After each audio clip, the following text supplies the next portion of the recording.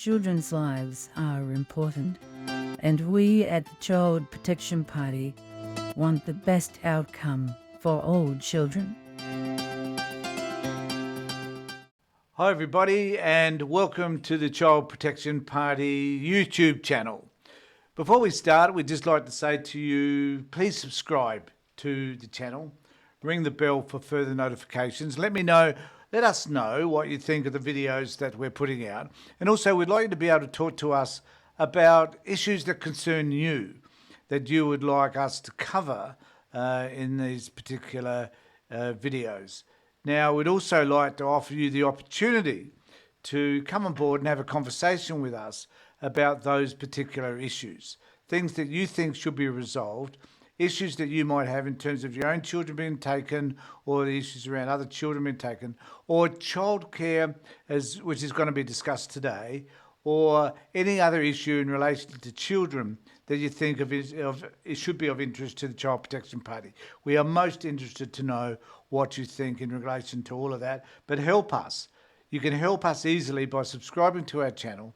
It doesn't cost you anything, and I can assure you that it will mean that you will remain notified about the issues that are concerning children and that probably concern you as well. So stay tuned for all of that. I'm going to talk to you on this particular podcast about an issue which concerns me and has concerned many people for some time, and that's the state of childcare in this country.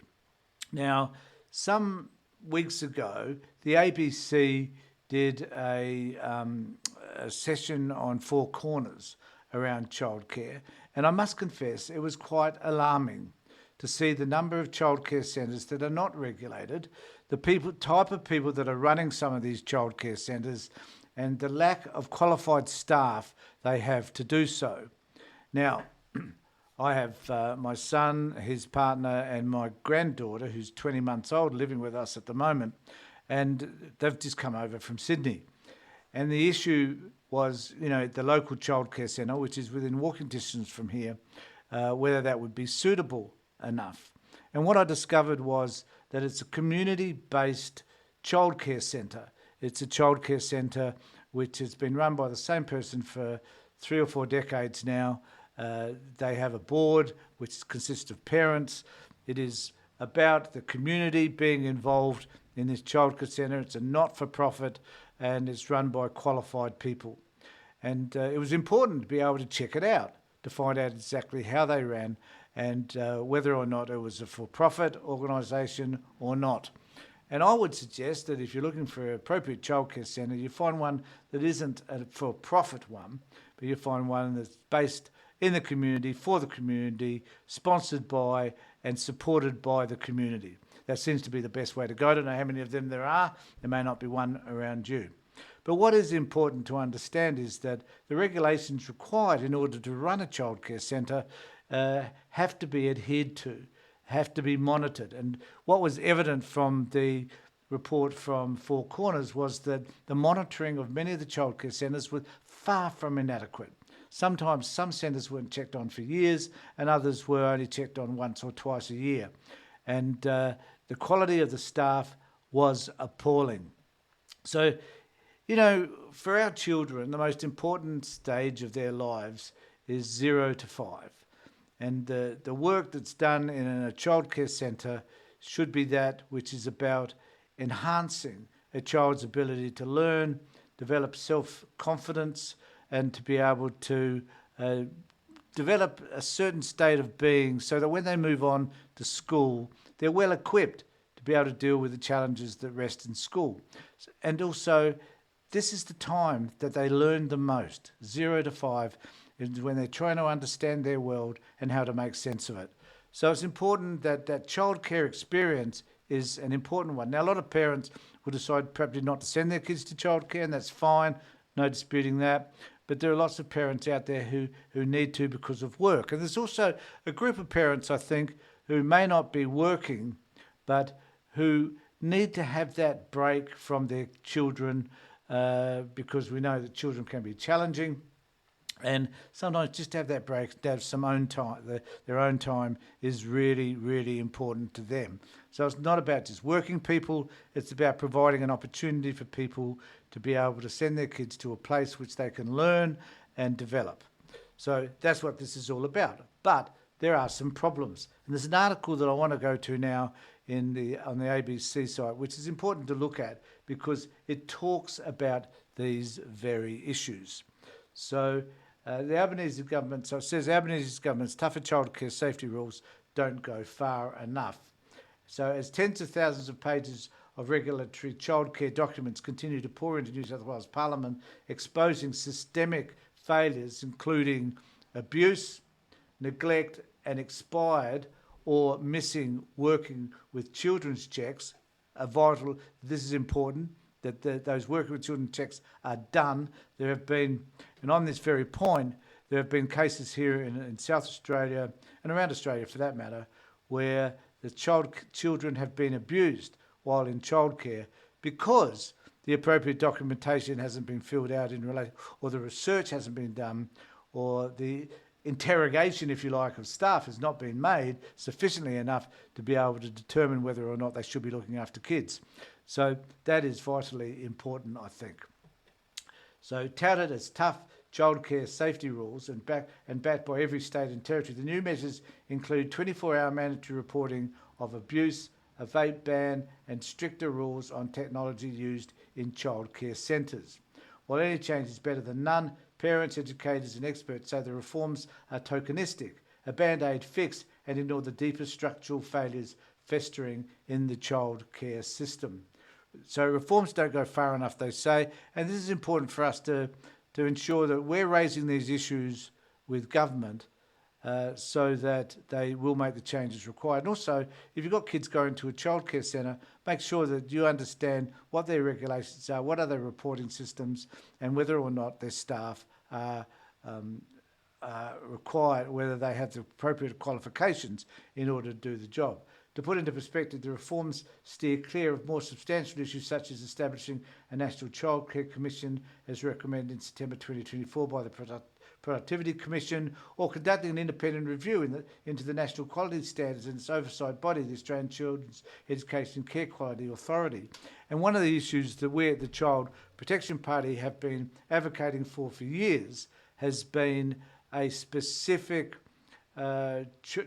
Department of Child Protection within the federal government, because the federal government funds a lot of the childcare services around Australia, and to not have oversight in terms of just child protection alone at the federal level is inadequate, we believe, and is something that certainly should be changed. I'll be interested to know what comments you have around any of that. Make them down below.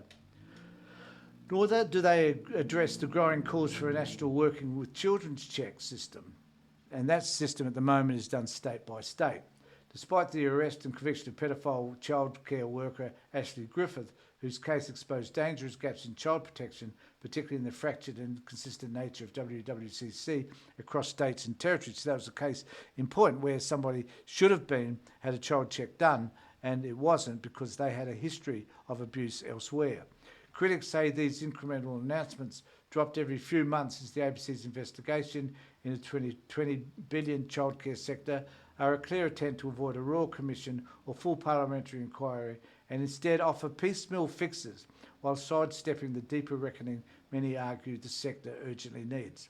The previous reforms included getting tougher on centres that failed to meet, and this is a resounding issue that needs to be resolved. So they're not tough enough on those centres that fail, and then they go off and open new childcare subsidies centres elsewhere, and child subsidy approved services, and taking compliance action against existing providers with egregious and continued breaches. The New South Wales regulatory documents, which are slowly being released, follow a call for papers by Greens MP Abigail Boyd, reveal widespread issues including deficient documentation, highlighting deeper failures in training, oversight and accountability across the early childhood workforce. The documents offer a rare glimpse into what's happening behind closed doors in centres across the country, exposing patterns that go far beyond isolated incidents. So it's some of these issues that Four Corners raised and the ABC's raising here are endemic within childcare systems. Now we need to ensure that at all levels our kids are cared for appropriately. And certainly when we place them in the care of somebody else, and that doesn't include just childcare centres, but in the foster care system, in the Department of Child Protection systems, we need to ensure that whenever a third party is looking after our children, that party is qualified to be able to do so. And one of the issues I've raised many times is where the social workers themselves in the child protection system are qualified to do that particular work as well if they're looking after and taking care of kids. So it goes on to say, instead, we get these piecemeal reforms that just tinker around the edges and don't face head-on the systemic problems that have been created by allowing big companies to prey on our children for profit. And I just wonder whether we need to reflect on people like Peter Dutton, who had invested in childcare centres, and how a lot of these corporations see childcare centres as an opportunity to make quick and easy money because it's funded by the government. And if anything's funded by the government, it needs to make sure that it's got in place the requirements and the paperwork to ensure that that money is spent wisely and that the money isn't used in services which are inadequate and whereby workers are abusing our kids. The kind of reform that will re-establish trust in services and restore the sector to one where children are prioritised and workers are respected. And I think that's vitally important. That the relationship that a child has with the worker is vital in terms of their own development, and the relationship that that worker has with the parents is extremely important as well.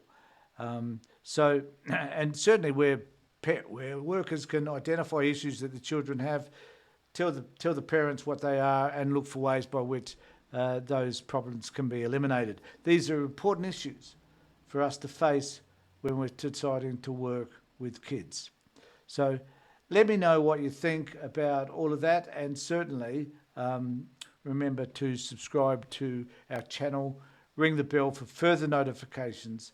Let me know and put a comment below or send an email to Avery Hilditch at childprotection.party and let them know what issues you would like to have discussed, because we're more than happy to do just that.